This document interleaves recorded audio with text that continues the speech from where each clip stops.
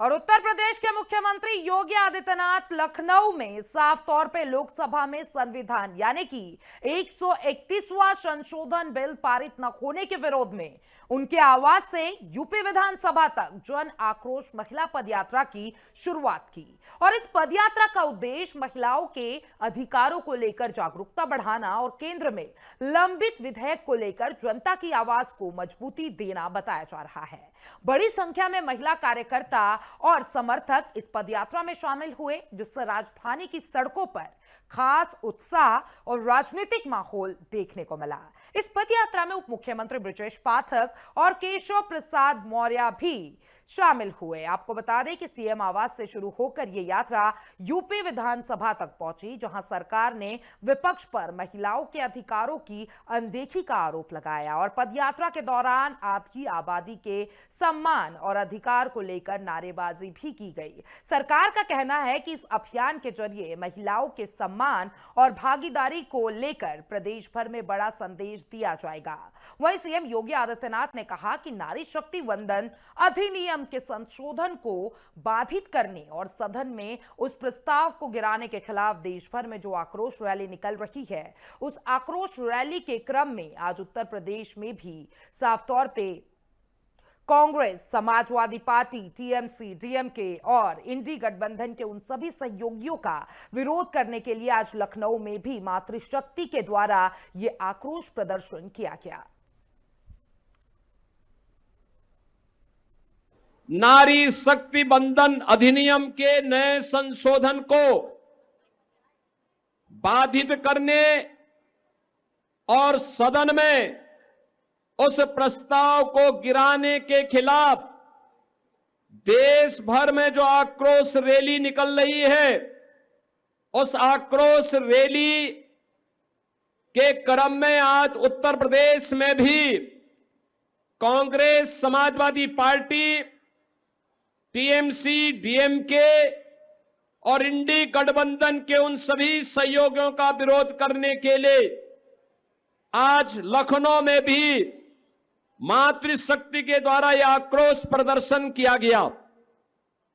इस आक्रोश प्रदर्शन में भाग लेने वाले आप सभी बहनों का मैं हृदय से अभिनंदन करता हूं और आप सबको इस बात के लिए आश्वस्त करता हूं कि प्रदेश का एक एक बच्चा आधी आबादी के साथ उनके इस जायज मांग का समर्थन करने के लिए आज खड़ा है।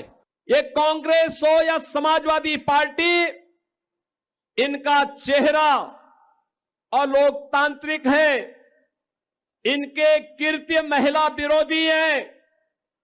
इनके सामने प्रधानमंत्री मोदी जी ने जो विकल्प दिया था अपनी महिला विरोधी छवि को समाप्त करने के लिए, उसका इन्होंने नाजायज दुरुपयोग करने का प्रयास किया है। और आज इसीलिए देश भर में आधी आबादी कांग्रेस और उनके सहयोगी दलों के महिला विरोधी आचरण के खिलाफ सड़कों पर आंदोलन कर रहा है। आज में इस हजारों की संख्या में जो बहनें इस आक्रोश रैली का, आक्रोश मार्च का हिस्सा बनी है, इतनी भीषण कड़ाके की गर्मी के बावजूद आप सबकी उपस्थिति प्रधानमंत्री मोदी जी की नीतियों के प्रति आपके सहज समर्थन और आशीर्वाद का प्रतीक। नमस्कार, आप देख रहे हैं एफएम न्यूज और मैं हूं आपके साथ अवंतिका। महिला आरक्षण बिल लोकसभा में पास नहीं हो पाया, जिसकी वजह से भारतीय जनता पार्टी पूरे देश भर में विरोध प्रदर्शन करने का ऐलान किया था। इस वक्त हम मौजूद हैं लखनऊ के 1090 चौराहे पर और यहाँ पर लोक जनशक्ति पार्टी के द्वारा यहाँ पर विरोध प्रदर्शन किया जा रहा है। बड़ी संख्या में महिलाएं यहाँ पर मौजूद हैं जो नारेबाजी कर रही हैं, हाथों में बैनर और पोस्टर लेकर जमकर नारेबाजी कर रही हैं, अपना विरोध जता रही हैं। हम इनसे बातचीत करेंगे और जानेंगे आखिर इनका विरोध प्रदर्शन करने का मुख्य उद्देश्य क्या है। हेलो, आप लोग प्रदर्शन क्यों कर रहे हैं? नारी का सम्मान बिल जो पास होने वाला था, कांग्रेस और सपा ने रोक दिया, इसीलिए कर रहे हैं सभी लोग। आप कुछ बताइए, आप लोग किस उद्देश्य से ये प्रदर्शन कर रहे हैं? क्या कुछ ये हम लोग को जो सम्मान 33% आरक्षण जो हम लोग का लागू हुआ था, इसका जो विरोध उन्होंने किया है, उसके हम लोग विरोध हम लोग कर रहे हैं कि इन्होंने जो गलत करा है इसको करके। हम नारियों का सम्मान सबका बराबर है और 33% जो आरक्षण था वो हम लोग को मिलना चाहिए और वो हम लोग लेके रहेंगे तक। आपको लगता है कि ये सियासत की वजह से ये बिल पास नहीं हुआ? बिल्कुल बिल्कुल सियासत की वजह से ही। विपक्ष कह रहा है कि ये लोकतंत्र की जीत है। विपक्ष की ही सारी राजनीति है कि जो 33% आरक्षण हम लोग को ना मिले महिलाओं को, और सारी महिलाओं का सम्मान एक है, महिलाओं को आरक्षण मिलना चाहिए और हम लोग लेके रहेंगे। हम और लोगों से बात करते हैं, यहाँ पे तमाम महिलाएं मौजूद हैं और इनसे बात करने की कोशिश करते हैं। क्यों आप लोग क्यों प्रदर्शन कर रहे हैं, क्या उद्देश्य? अब हम लोगों का भाई उद्देश्य यही है कि भाई हमें जो आरक्षण है वो हमें मिलना चाहिए, हमें अपना सम्मान हमें मिलना चाहिए, हमें हमारा अधिकार मिलना चाहिए। हम इसी के लिए जो है कर रहे हैं। आप किसे जिम्मेदार मानते हैं, क्यों है बिल पास नहीं हो पाया?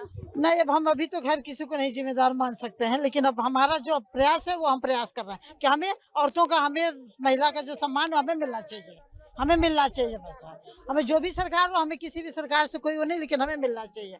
हमें जो 33% आरक्षण का जो बिल पास होना चाहिए, जो हम ये चाहते हैं बस। आपको लगता है महिलाओं को लेकर ये राजनीति हो रही है? नहीं, ऐसा तो है, लेकिन अब इसमें क्या कहा जा सकता है। हम तो अपने सम्मान के लिए लड़ रहे हैं, अपने सम्मान के लिए ही हम आ रहे हैं जो आगे, और आगे भी आते रहेंगे, ऐसे ही आते रहेंगे जो है। तो यहाँ पर आपने देखा कि महिलाएं बिल पास न होने की वजह से यहाँ पर महिलाएं निराशा हो चुकी हैं, उनकी उम्मीद टूट चुकी है। फिलहाल देखना ये अहम होगा कि सरकार इस पर क्या ठोस कदम उठाती है। वीडियो जर्नलिस्ट राहुल के साथ मैं अवंतिका, FM न्यूज़, लखनऊ।